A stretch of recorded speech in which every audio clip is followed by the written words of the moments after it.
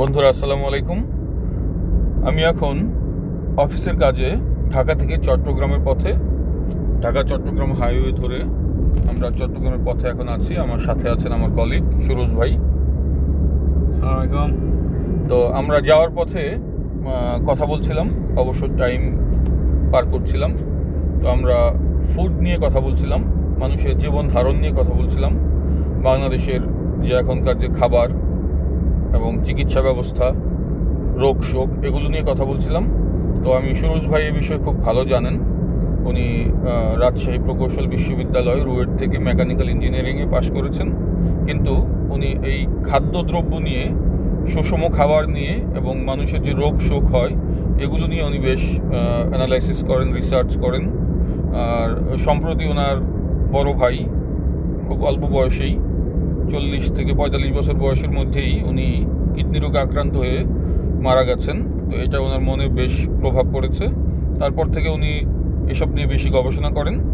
তো আমি সুরজ ভাইয়ের কাছে জানতে চাইব যে আমরা এখন কি খাচ্ছি, কেন খাচ্ছি, এটা আগে বলবেন, তারপরে বলবেন যে কি খাওয়া উচিত। সুরজ ভাই একটু বলেন, আমরা এখন কি খাচ্ছি বাংলাদেশের মানুষ? আমরা যে খাবারগুলো খাচ্ছি আসলে বর্তমানে সবগুলো প্রসেস ফুড ইন্ডাস্ট্রি। তা আসলে ফুড কখনো ইন্ডাস্ট্রি হতে পারে না। এগুলো সংরক্ষণের জন্য আমাদের যে লোক সংখ্যা বেশি, এদের জন্য সারভাইভ করার জন্য খাদ্য সংরক্ষণ করে এটা খাওয়া হয়। কিন্তু পৃথিবীতে কোনো প্রাণী, পশু পাখি কারো খাদ্য সংরক্ষণ থাকে না। একমাত্র সংরক্ষণ থাকে মানুষের। আমাদের ফ্রিজ আছে, তা আমাদের ড্রাই ফুড আছে, এগুলো আমরা করে খাচ্ছি। কিন্তু সবচেয়ে আমরা যে খাবারগুলো খাচ্ছি এগুলো প্রসেস ফুড, এগুলো খাদ্য প্রাণ থাকে না, নিউট্রিশন ভ্যালু কমে যায়। হ্যাঁ, আমরা সবচেয়ে বেশি খাই কার্বোহাইড্রেট জাতীয় খাবার, শর্করা জাতীয় খাবার। সেটা হলো হিউম্যান বডি কেমিক্যাল কম্পোজিশন অনুসারে কার্বোহাইড্রেট আমি দেখছি অনলি 1%। তো আমাদের খাবারগুলো সবচেয়ে বেশি খাওয়া উচিত। যে আপনি কি খাবেন? মাছ খাচ্ছেন, মাছও চাষ হচ্ছে, মাছকে খাওয়ানো হচ্ছে ফিড ইন্ডাস্ট্রির খাবার। মুরগি আমরা ব্রয়লার খাচ্ছি, তারপরে যেটা হলো সোনালী মুরগি, টাইগার মুরগি বলে, এগুলো 3 মাসে আপনার ম্যাচুরিটি পায়। আর ব্রয়লার মুরগি পাচ্ছে দেখা যাচ্ছে 1 মাসের মধ্যে। এই সমস্ত খাবার খেয়ে কীভাবে আমাদের শরীরটা ঠিক থাকবে? এগুলো তো স্টেরয়েড যে সমস্ত জিনিস ব্যবহার করা হচ্ছে, এগুলো হিউম্যান বডির উপর একটা ইফেক্ট পড়তেছে। তো আমাদের ন্যাচারাল খাবার খাওয়া উচিত। এমন কি জিওগ্রাফিক্যাল লোকেশনে আল্লাহ পাক যে অঞ্চলের জন্য যে সমস্ত ফল হয় সিজনালি, ওই সমস্ত ফল জাতীয় খাবার বেশি খেলে দেখবেন যে আপনি এটা একটা শেফা হিসাবে কাজ করে। তো পুরো 1 বছরের ব্যাকআপটা হয়ে যায়। তবে আমরা খাই কি বিদেশি ফল। তো বিদেশি একটা দেশে, শীত প্রধান দেশের খাবার আমরা সামার সিজনের লোকজন আমরা খাই। তো এটা তো আমার খাওয়া উচিত না। এবং ওই সমস্ত ফলের সাথে আপনি ধরেন একটা আপেল, আপনি শুধু আমার মুখের কথা না, আপনি গুগলে সার্চ করে দেখেন যে একটা আপেলের নিউট্রিশন ভ্যালু আর একটা পেয়ারার নিউট্রিশন ভ্যালু কতটুকু ডিফারেন্ট, প্রায় সেম।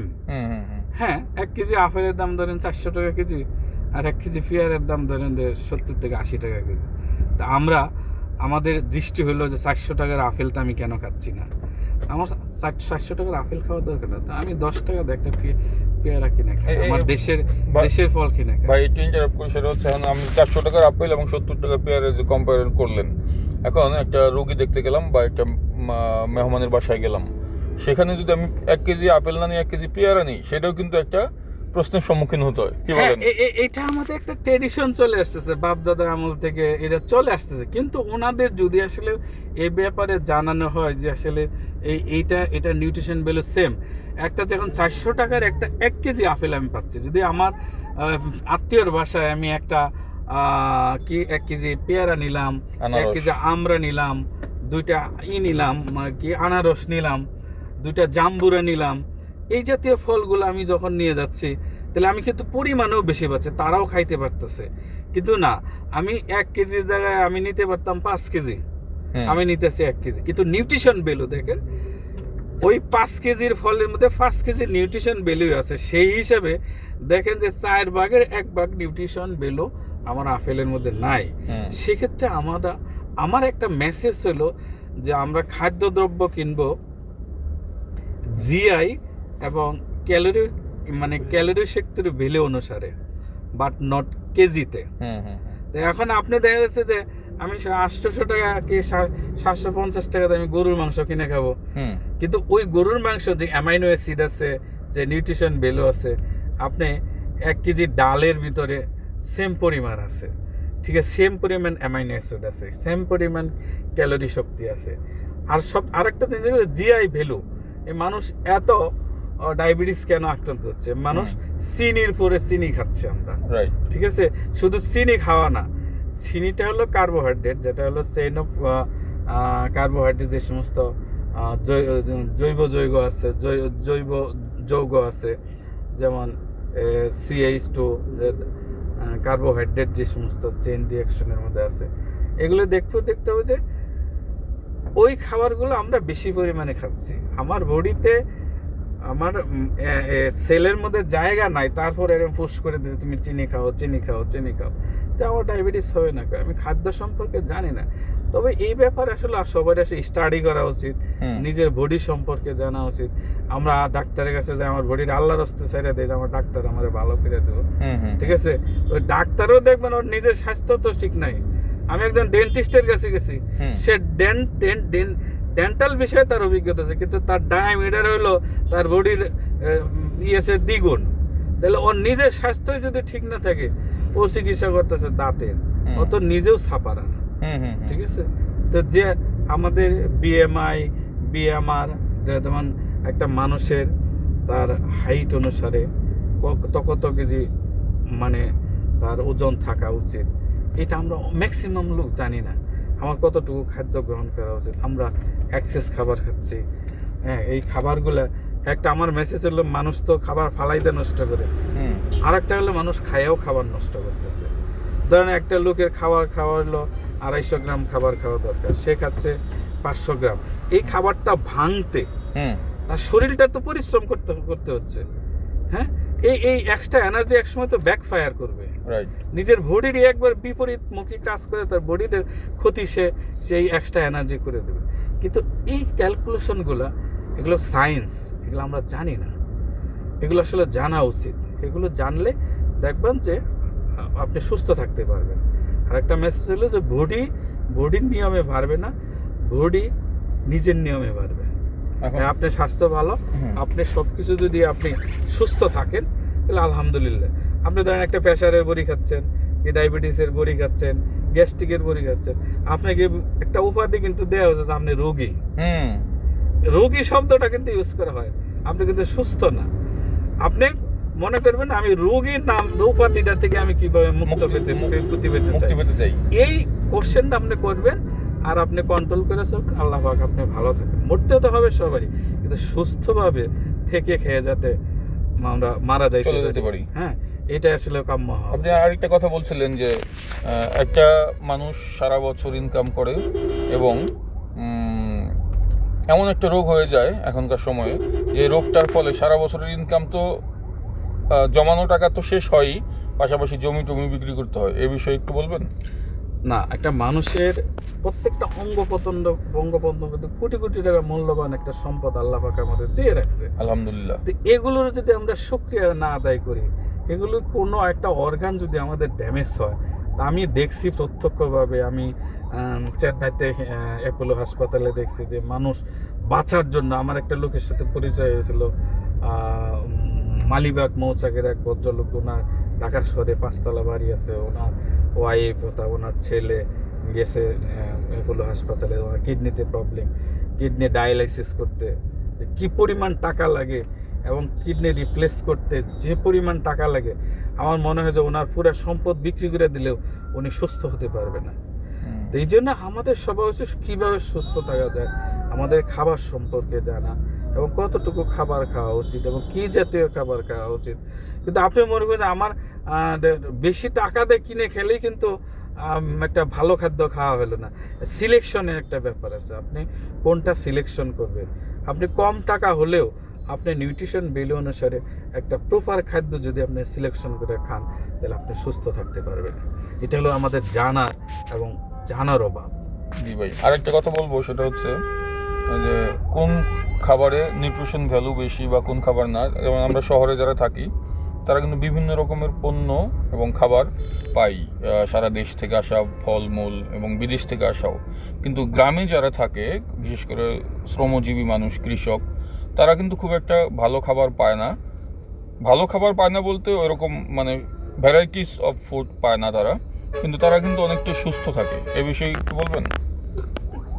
সুস্থ থেকে তারা আসলে কি প্রতিনিয়ত সানলাইট পাচ্ছে, সূর্যের আলোটা পাচ্ছে, যেখানে সূর্যের আলোতে 80% ভিটামিন ডি আসে সানলাইট থেকে, আর 20% আসে আপনার খাদ্য থেকে। তো তারা কি প্রাকৃতিক খাবারটা সূর্য থেকে নিয়ে নিচ্ছে। তো আপনি যেখানে 20% খাবারের ভিটামিন ডি পাচ্ছেন মাছ, মাংস, দুধ, ডিম থেকে, আর তারা 80% নিতেছে সানলাইট থেকে। তো যারা টাকা দিয়ে কিনে খাচ্ছে আর যারা টাকা দিয়ে কিনে খাচ্ছে না, ও ন্যাচারালি ভিটামিনটা সে সূর্যের আলো থেকে পাচ্ছে। অনেক লোক আছে সারাদিন এসি রুমে বসে আছে, ফ্যানের নিচে বাতাস খাচ্ছে, তারা ঘামে না, শরীর থেকে বজ্রটা লোমকূপের মাধ্যমে বের করে দেয় না। হিউম্যান বডির সেকেন্ড কিডনি হলো তার হোল বডি। আমাদের সিঙ্গেল দুইটা কিডনি আছে, তারা তো রেশনিং সিস্টেমে আমাদের মানে প্রস্রাবটা মানে মূত্রথলির থেকে আপনাদের প্রস্রাবের নালীতে বের করে দিচ্ছে, সে কাজটা করে দিচ্ছে কিডনি। আমাদের পুরো বডিটাকে ডায়ালাইসিস করে দিচ্ছে ন্যাচারালি। ঠিক আছে, এই ডায়ালাইসিস কিন্তু আমরা হোল বডি দেওয়া করাইতে পারি, যেটা আমাদের পুরো বডি থেকে ঘামতে হবে। আর এখন আমরা শারীরিক পরিশ্রম করতে চাই না, এই জন্য আমাদের ফিজিক্যাল অ্যাক্টিভিটি কমে গেছে, আমাদের রোগ প্রতিরোধ ক্ষমতা কমে গেছে। ঠিক আছে, ঘামতে হবে। এবং আমাদের বজ্রটা যদি আমরা লোমকূপের মাধ্যমে যদি সারা বডিতে বের করে যেতে পারি, তাহলে আমাদের কিডনি নামের যে মূল্যবান যে অ্যাসেটটা আছে, মূল্যবান যে অর্গানটা আছে, একটু রেহাই পাবে, এর পরিশ্রমটা একটু কম হবে। এতে কিডনি রোগী যারা আমি দেখছি খুব কাছে থেকে, যে এরা বাঁচার জন্য সে দেখতেছে সে মারা যাচ্ছে, সে আর হয়তো 2 মাস বাঁচবে। যে এটা যে কত বড় প্যাথেটিক, এইরকম সিচুয়েশনে যারা না পড়ছে তারা কখনো বুঝতে পারবে না। ভাই এখন শেষ করব, তার আগে একটু জানতে চাচ্ছি, শেষ কথা, এটা আমাদের কন্টিনিউ থাকবে, আমরা আলোচনা করব মাঝে মাঝে। শেষ কথা হচ্ছে যে আমরা এখন যে জাঙ্ক ফুডগুলো খাই রাজধানী ঢাকা শহর বা চট্টগ্রামে বা বিভাগীয় শহরগুলোতে, সবগুলোতেই কিন্তু এরকম অমুক ভাই কাচ্চি, হ্যাঁ, অমুক ডাইনের কাচ্চি, তারপরে cold drinks, chips, fast food, এই বিষয়ে কিছু বলবেন যে এগুলো আমাদের শরীরের জন্য কতটুকু উপকারী বা অপকারী?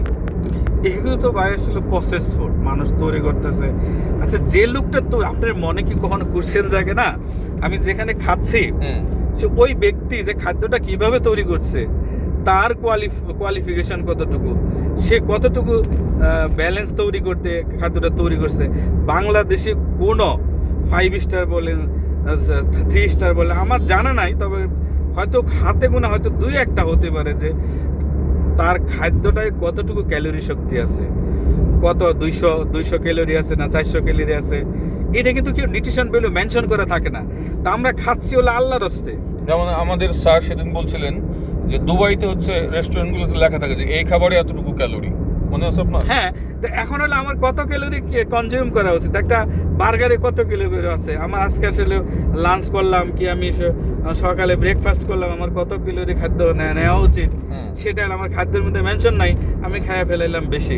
তা আমি যদি অপটিমাম ভ্যালুটুকু নিতাম, সে আমি 200 ক্যালোরির একটা খাদ্য নিতাম, আমি তাহলে আমার জন্য ইকোনমিক্যালি সেফ হইতো। আমি নিয়ে রাখলাম 400 ক্যালোরি, আমার দামও বেশি দিতে হইলো, আমার শরীরটারেও খাটাইলাম বেশি, কেন আমি শরীরটারে কেন বেশি খাটাবো।